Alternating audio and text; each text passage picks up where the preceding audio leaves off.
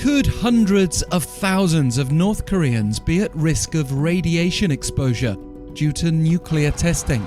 That's the claim of a Seoul-based human rights group, which has presented a stark warning concerning the area around Punggye-ri, where the North conducted all 6 of its nuclear tests to date between 2006 and 2017. Let's take a closer look at this claim. A report released by the Transitional-Justice-Working-Group Tuesday showed that radioactive groundwater from the Punggye-ri test site may have affected 25 to 50% of the more than 1 million residents living nearby. The report also claims that smuggled or exported products from the area could have exposed people in neighboring countries, namely China, Japan, and South Korea. And the group has called for hundreds of North Koreans who defected to South Korea from the Punggye-ri area to be tested for radiation exposure. So, what are we to make of this claim? North Korea insists all of its nuclear tests have been safely conducted. Some analysts here in South Korea are also skeptical on the basis that North Korea's nuclear tests have been held underground where the rock is predominantly hard granite, apparently making the possibility of radioactive leakage slim and slow if it does happen.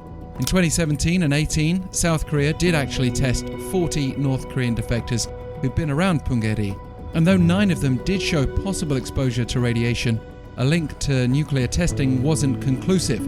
We also have other evidence, such as the 2015 finding by South Korea's Food Safety Agency that North Korean mushrooms had 9 times the standard amount of radioactive cesium isotopes. And these mushrooms were being sold in the South, by the way, as a supposedly Chinese product. And we are left with concern about a 7th nuclear test by North Korea, widely predicted last year, although it's yet to happen.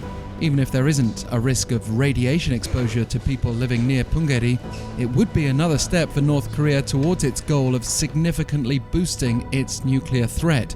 And with the UN Security Council unable to take action against North Korean missile tests due to opposition to further sanctions from China and Russia, there are calls from American experts to take a different approach, based on a video seminar held by the Stimson Center Tuesday.